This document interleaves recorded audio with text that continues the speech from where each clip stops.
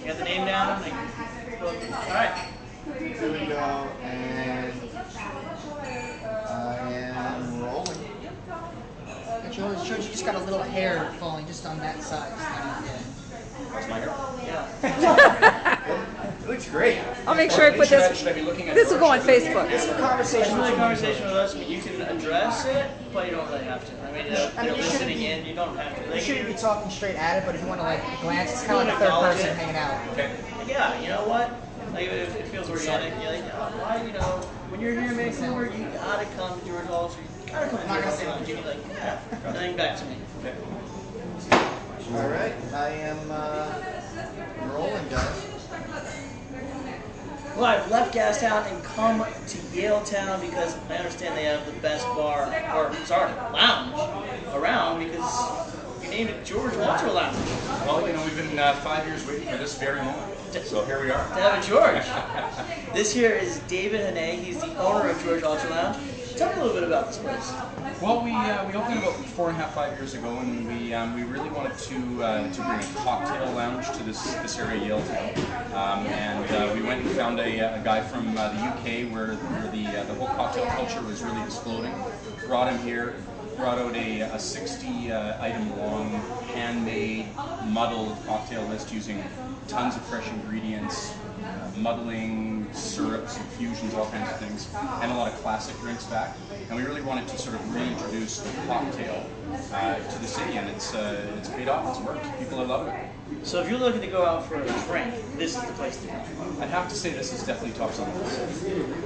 What is Yaletown like? Why is it a good place if you're visiting Vancouver, or even if you live in Vancouver? Why is it the place to come and hang out?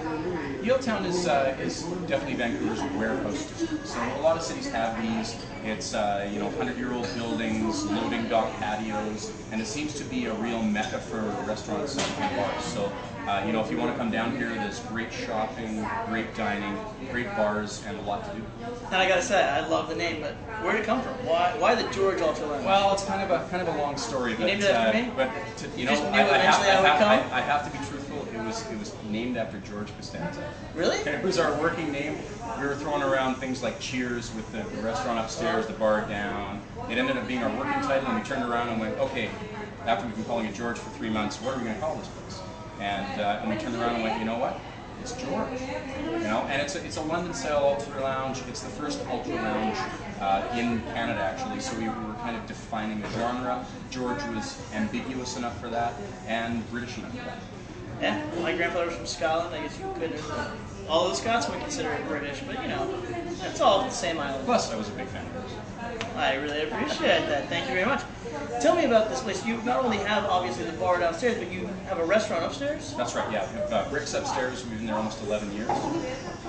It's a restaurant and wine bar, and it's a good foil for this place. A lot of people come, have a little cocktail down here, head up for dinner, or vice versa.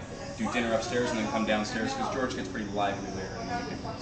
Or you come here, have a few cocktails, go up, have a little something to eat, and come back down here and party. You said it, not me. Well, that's what I'm planning on doing. I like it. What about this little room called the G-Spot? What goes on there? What's that all about?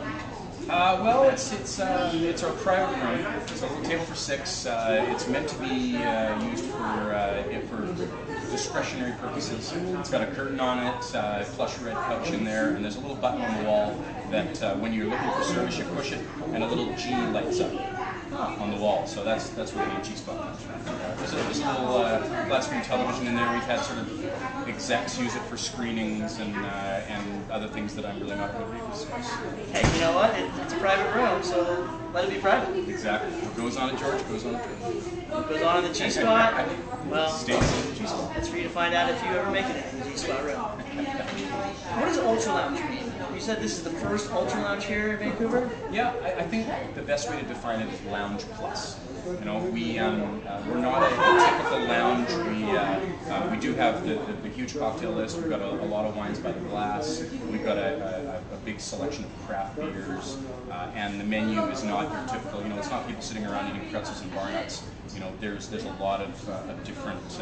There's a good mix between comfort food and hoti type of food as well. Tell me Most about of it's some for of sharing. tell me about some of the highlights on the menu. We have a dish on there that's gone over really well. It's a pulled pork mini buns, effectively like sliders, pulled pork with a house-made barbecue sauce that certainly has gone over very well. We introduced that about 6 months ago. We do two kinds of fresh tuna tartare, so that's a little bit more of the hoti kind of food. And then we've got a couple of classic poutines on there as well. One of them involves Florida rock shrimp actually, and that's certainly a big later night kind of food. Poutine, that's very Canadian. Obviously, we're here in Vancouver, Yeah. but for all my friends in the States who are watching this, what is a poutine? Poutine, basically, you're looking at a classic poutine is French fries, cheese curds, and gravy, effectively. You'll find them. New York has got a restaurant now that's all they do is poutine. It's a huge phenomenon. So a lot of people are doing takes on it. Our sauce is more of a cream sauce with the rock shrimp on it, so it's a little bit of a different take. But you always start with the basic fries? Always start with the basic fries. Straight deliciousness, right? It's great, right? Right? You got it. Tell me a little bit about your bartender. I know you have a celebrity you have a celebrity mixologist. I know he likes to be considered a bartender, but he's a little bit more than just a bartender. He is a little more than a bartender, yeah. Sean Layton, he's been with us a couple of years now, and he is passionate about mixology. He's passionate about drinks. You see him in his spare time, and he's reading books on mixology, and he's looking up classic drinks on the internet. He's got a great touch, really great imagination, and he's won several national and international competitions in the last year. He's traveled off to all over Europe competing. He's been down in the States competing, so he's definitely done well for himself, and he's really helped keep George on the cocktail map really worldwide. What are some of his signature cocktails that maybe I might get a taste a little later?